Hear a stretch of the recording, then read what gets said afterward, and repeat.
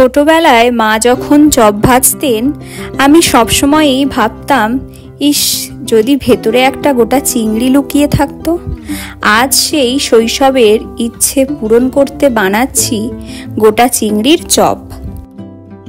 চিংড়ি মাছগুলোকে সাজিয়ে রাখলাম পাশে, যেন নায়কের মতো একেবারে রেডি।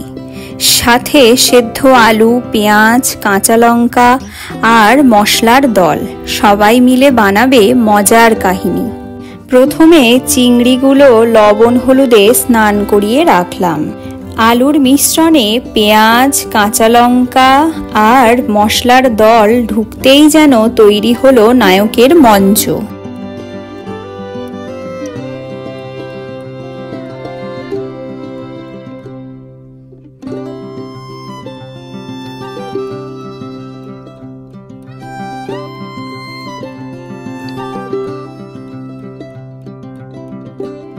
এবার সেই মঞ্চের মাঝে আস্তে করে বসালাম গোটা চিংড়ি। লেজটা বাইরে রেখে দিলাম, যেন দর্শকও বুঝতে পারে ভেতরে লুকোনো সারপ্রাইজ।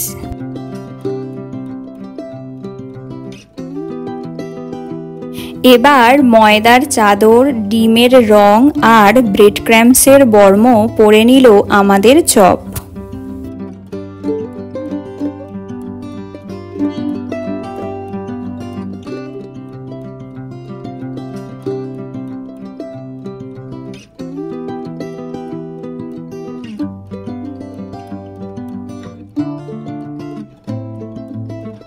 গরম তেলের মঞ্চে ঢুকতেই শুরু হলো সোনালি রূপকথা। চপগুলো কুড়কুড়ে হয়ে উঠেছে মুহূর্তেই।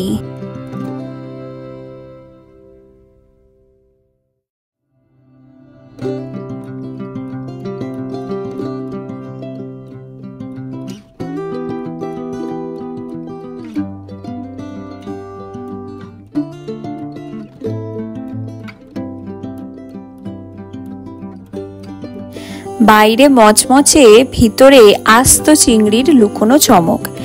এক কামড়েই গল্প শেষ। ভালো লাগলে বুড়িমার হেসেলের সাথে থাকবেন।